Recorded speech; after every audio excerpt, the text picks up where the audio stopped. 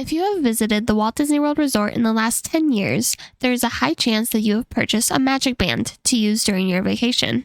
You probably saw every Walt Disney World tips video telling you that this wristband will make your vacation 10 times easier. You probably saw dozens of Disney commercials advertising this new technology. While the MagicBand has certainly made some aspects of trips more hands-free, recently Disney has made this a luxury instead of complimentary. The new MagicBand Plus is nearly twice the cost of a standard MagicBand, with only a few additional features in comparison. Is this truly a brand new technology that is making more out of a guest vacation? Or is it all a big money grab by Disney?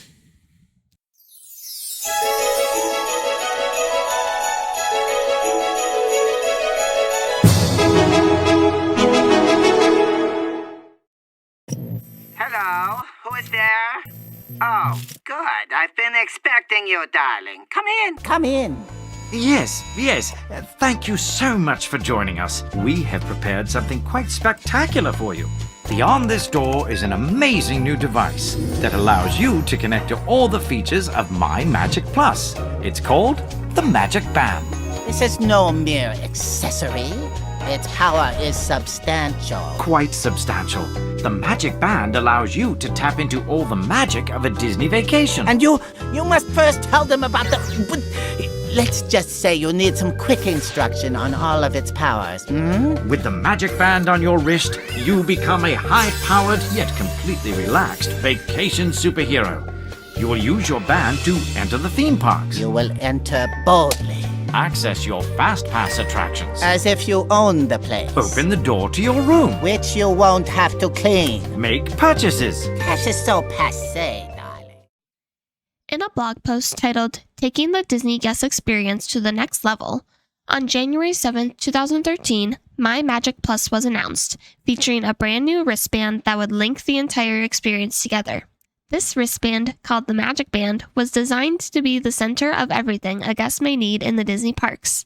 This would include holding all of your FastPass Plus reservations so that you simply need to tap to enter the queue instead of having to hold on to all of those paper tickets like in years past. It would serve as your room key so you didn't have to dig through your pockets to find your key while holding the 10 bags of Disney souvenirs you bought that day. In fact, you would hardly need to dig in your pocket at all on your vacation because your MagicBand could be linked to a credit card or gift card, so you simply need to tap and insert your PIN code and Disney would more easily be able to take your money. The MagicBand would also be your ticket to entering the theme park. Before, many guests would have an issue with their ticket and would have to leave the line to go to guest relations. But now, if you have an issue with your ticket on your MagicBand, there are guest relations cast members stationed there to help you. However, this process will in fact hold up the entire line of guests waiting to get into the park behind you, and honestly, I'm not sure I've ever gotten into the park when I didn't see a family having to talk to a guest relations cast member. Sorry, I got a little off track. In conclusion, MagicBands were introduced to help guests have a more hands-free experience when visiting the Disney parks. MagicBands continued in this way for a few years, with additions such as being able to link your on-ride photos to your account. However, behind the scenes, Disney was working on improving this system, as they always do.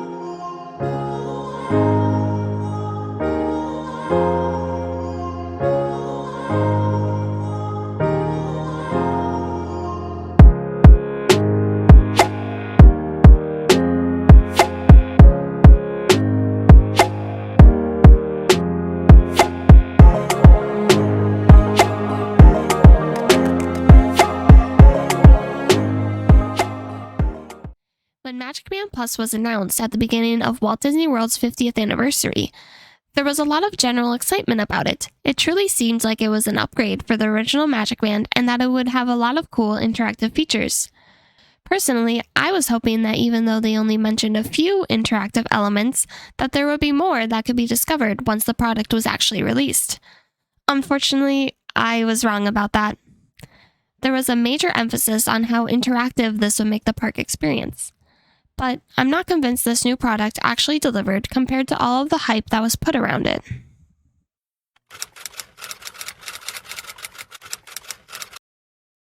So Tink has loaded my MagicBand Plus with pixie dust and has sent me on a special quest to welcome our friends to the celebration by spreading her pixie dust with a magical wave. Ariel, where is that girl? Somebody's gotta nail that girl's feelings to the floor. Ariel! Ariel! Sebastian, I'm right here. You just don't recognize me with my legs. This is great. You know, it is, Flounder. It really is. And it's so great to see you both. So I can't wait to spread Tink's pixie dust to all the other characters right here for the 50th anniversary. One of the elements for the MagicBand Plus that Disney seemed to focus its advertisement on was the interactions you could have with the 50th anniversary character statues. It's a great idea. You know, you're walking around the parks and, oh look, one of these golden statues. Let me wave at it real quick and then we will keep walking. But no, that's not what happens. What happens is a majority of the statues are all in the same area, so you're going to stop at every single one. Not only that, but when you stop at them, you will spend 5 minutes just waving your arm in the air in every direction possible to try to get the statue to activate. And you're not alone in this. You look around to the other statues to find that every other person is struggling to get the statue to work. It really is a great idea in theory. However, people struggle so much with such a simple interaction that they will just give up entirely and continue to ignore the rest of the statues that they find. Not to mention that these statues are around specifically for the 50th anniversary. There's only a couple months left at the time of this recording. Surely they will take away all these statues, and then what? MagicBand just lost one of the main interactive elements that it was advertised for.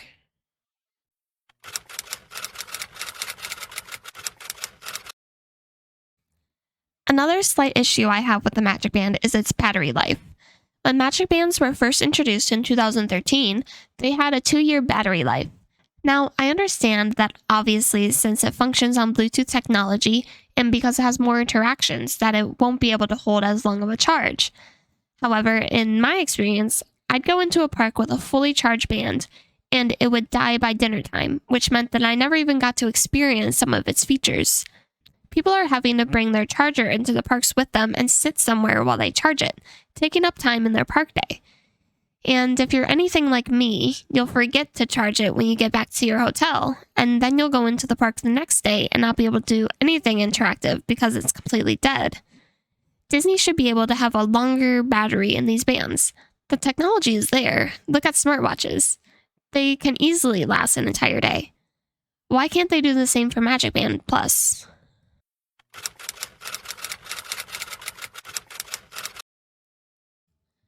Another thing that disappointed me was the amount of ride interactions that came with MagicBand Plus. For the most part, the only interaction you will have in the ride is at the end, when your MagicBand Plus lights up. The technology is there to be able to at least make it light up throughout the ride to go with what is happening around you. You know, lightning in Pirates of the Caribbean before the drop. Make it light up blue when you're underwater in the Little Mermaid ride and the Finding Nemo ride. Have it glow with bioluminescence when you're on Navi River Journey. Most of the time, when a guest's MagicBand Plus lights up at the end of the ride, it leaves them more confused than anything.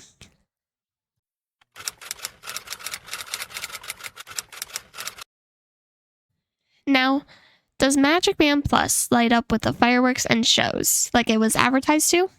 Yes, as long as your battery has lasted until nighttime, it does light up with the nighttime spectaculars. Does it light up for the entire show? For the most part, also yes. It seems a little hit or miss on whether your band will light up at all during the show, but from what I've seen, shows like the EPCOT Spaceship Earth display will light up with your band and sync with the entire show. With fireworks, again, it can be on and off, but mostly the show will light up your MagicBand Plus with what is happening in the fireworks display. Honestly, I'm pleasantly surprised with how well this technology works with the MagicBand Plus.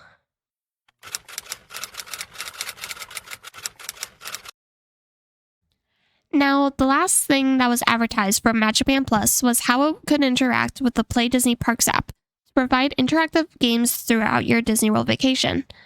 This was integrated really well in one area of the park. The only place that this was truly inserted was Star Wars Galaxy's Edge. Here, as they showed in the preview for the MagicBand Plus, you can become a bounty hunter and run around Galaxy's Edge to complete missions through games. The other place that you can interact with the Play Disney Parks app is on the Galactic Star Cruiser, if you want to spend over $5,000 to do it. In fact, they give you a free MagicBand Plus during your cruise because it's required for you to download the Play Disney Parks app in order to do any of the storyline on the ship, which is the entire point of the Star Cruiser experience. So unless you're a die-hard Star Wars fan, there isn't really any opportunity to use the Play Disney Parks app with your MagicBand Plus, unless you are really counting trying to wave at all the 50 characters statues as a game. Personally, I think there are some very clear areas that they could have integrated the MagicBand Pluses. The DuckTales World Showcase Adventure would have been a great addition to be able to use your MagicBand Plus to trigger some of the displays instead of just hitting a button on your phone.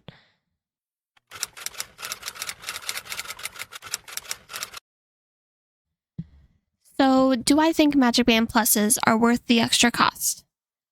No, not really. When I used my MagicBand Plus, I was really just using it like a regular MagicBand. I used it to enter the park, for my lightning lanes, to pay for things, for PhotoPass. When it would light up after a ride, most of the time I thought it was because my battery was dying. I would honestly forget to charge it most of the time, but I really didn't even notice because I didn't really care about any of the exclusive elements to the MagicBand Plus. I waved at a few statues before realizing that I didn't want to take the time out of my day for such a short interaction. Even if I did have my battery charged for nighttime shows, I wouldn't have looked down at my MagicBand to watch it light up because I was watching the show. Do I think MagicBand Plus could be worth it in the future? Sure. I think Disney has the ability to upgrade the MagicBand Plus so that it is even more interactive. They can make the ride queues have interactive games that you can use your MagicBand Plus for, like the ones on the Play Disney Parks app. They could add it to already existing games. They could finally integrate the technology that they said the original MagicBand could do, and that is to have your favorite character know your name as you're walking up to them. There are truly so many things that they could do to improve the MagicBand Plus. However, I'm not sure that they will.